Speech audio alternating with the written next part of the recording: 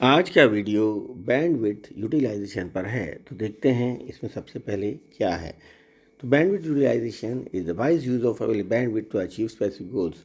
जब भी हम चैनल में डेटा को ट्रांसमिशन और रिसेप्शन करते हैं तो उस चैनल की एक बैंडविड्थ होती है। तो उस बैंडविड्थ का सही उपयोग करना, सही इस्तेमाल करना, यही बैंडविड्थ यूटिलाइजेशन है। It can be achieved by multiplexing, that is sharing of the bandwidth between multiple users। तो ये जो बैंडविड्थ है जो चैनल की, उसको अधिक से अधिक यूजर्स को कैसे सही इस्तेमाल कर सकें, इस पर हम पढ़ेंगे। इसके लिए मल्टीप्लेक्सिंग का उपयोग किया जाता है।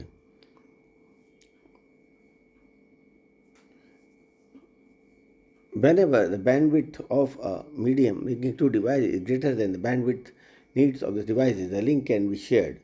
Multiplexing is a set of techniques that allows the simultaneous transmission of multiple signals across a single data link. As data and telecommunication use increases, so the traffic। तो मल्टीप्लेक्सिंग के द्वारा हम एक ही चैनल को पर अलग अलग सिग्नल्स को ट्रांसमिट कर सकते हैं और इस प्रकार से हम उसको बैंडविड्थ को सही उपयोग कर सकते हैं। Dividing a link into channels, तो उसको कैसे कर सकते हैं। जैसे आप पिक्चर में देख पा रहे हैं, यहाँ पर मक्स मतलब मल्टीप्लेक्सर लगा हुआ है, डी मक्स मतलब मल्टीप्लेक्सर लगा है, और जो बीच में है ये चैनल है, ये वन लिंक है। तो यहाँ पर n इनपुट्स लाइन्स हैं और इस प्रकार से मल्टीप्लेक्सिंग के द्वारा एक ही लिंक पर भेजे जा रहे हैं पूरे सिग्नल्स ट्रांसमिशन से लेकर रिसिप्शन तक, और डी मल्टीप्लेक्स पर आकर n चैनल्स को वापस अलग अलग किया जाया जा रहा है। तो इस प्रकार से हम लिंक को अलग अलग चैनल्स में डिवाइड कर सकते हैं। यही मल्टीप्लेक्सिंग और डी मल्टीप्लेक्सिंग कहलाता है। अब कैटेगरीज ऑफ मल्टीप्लेक्सिंग कौन कौन से होते हैं। पहला होता है फ्रीक्वेंसी डिवीजन मल्टीप्लेक्सिंग या FDM, दूसरा होता है वेवलेट डिवीजन मल्टीप्लेक्सिंग या WDM, और तीसरा होता है टाइम डिवीजन मल्टीप्लेक्सिंग या TDM।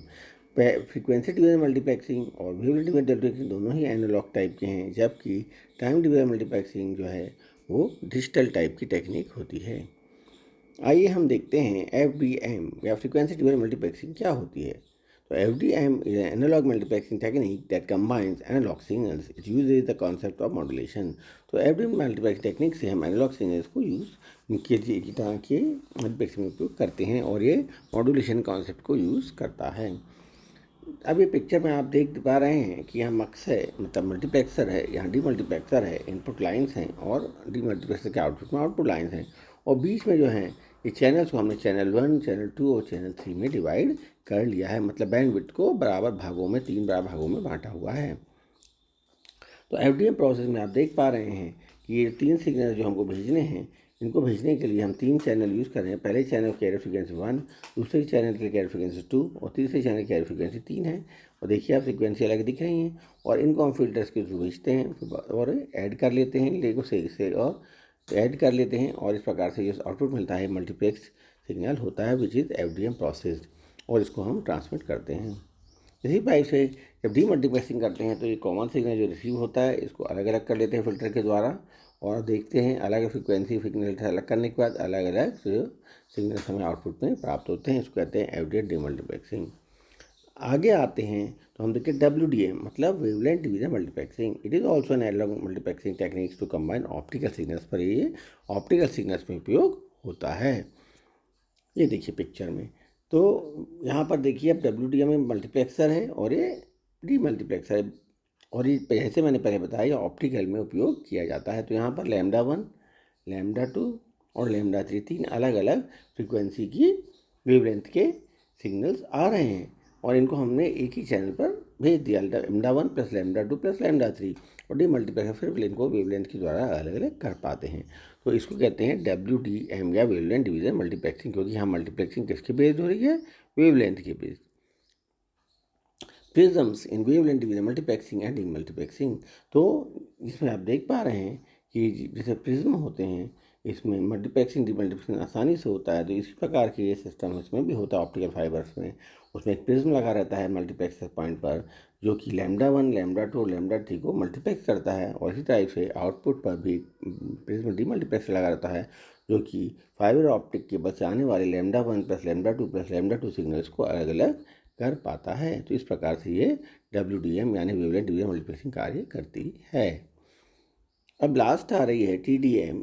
TDM is a digital multiplexing techniques for combining several low rate digital channels into high rate wins. तो यहाँ टाइम डिवीज़न में मल्टीप्लेक्सिंग की जाती है। तो कैसे की जाती है देखिए, तो इसमें आप देख पा रहे हैं यहाँ 4 चैनल है, 1 2 3 और 4, और इन चारों को जोड़ने के लिए मक्स का उपयोग किया गया है। अब मक्स में हम देख पा रहे हैं कि यहाँ जो है सबको स्लॉट्स एलोकेट करेगी, जैसे 1 2 3 4 1 2 3 4। तो आप देख रहे हैं अलग अलग टाइम पर अलग अलग चैनल जो हैं वो पूरी की पूरी बैंडविड्थ एक जैसे, पहले जब 1 स्लॉट था तो यहाँ पर पूरी की पूरी चैनल की जो बैंडविड्थ थी वो उसको first slot allocate first channel किया गया, तो वो अपना डेटा भेजता है। जब सेकंड स्लॉट आता है तो सेकंड जो चैनल होता है वो अपना डेटा लिंक पर भेजता है, और जब थर्ड स्लॉट आता है तो थर्ड का जो ट्रांसमीटर है वो अपना डेटा लिंक पर भेजता है, और जब फोर्थ स्लॉट आता है तो फोर्थ लिंक जो है अपना डेटा लिंक पर भेजता है। इस प्रकार से अलग अलग टाइम पर अलग अलग चैनल जो है अपना अपना डेटा एक सिंगल बैंडविड्थ यानी कंप्लीट बैंडविड्थ या लिंक पर भेजते हैं। तो इस प्रकार चूंकि अलग टाइम पर हो रहा है इसलिए कहते हैं टाइम डिवीज़न मल्टीप्लेक्सिंग, और डीमल्टीप्लेक्सर पर फिर उनको टाइम के हिसाब से शॉर्ट्स के हिसाब से अलग अलग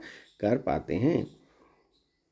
तो आज का जो उद्देश्य था टॉपिक का बस यही था कि बैंडविड्थ यूटिलाइजेशन कैसे किया जाए और कौन कौन से मल्टीप्लेक्सिंग टेक्निक्स हैं। तो हमने पढ़ा कि TDM, IODM और WDM के बारे में। आशा करता हूँ आपको ये आज का छोटा सा वीडियो पसंद आया होगा। धन्यवाद।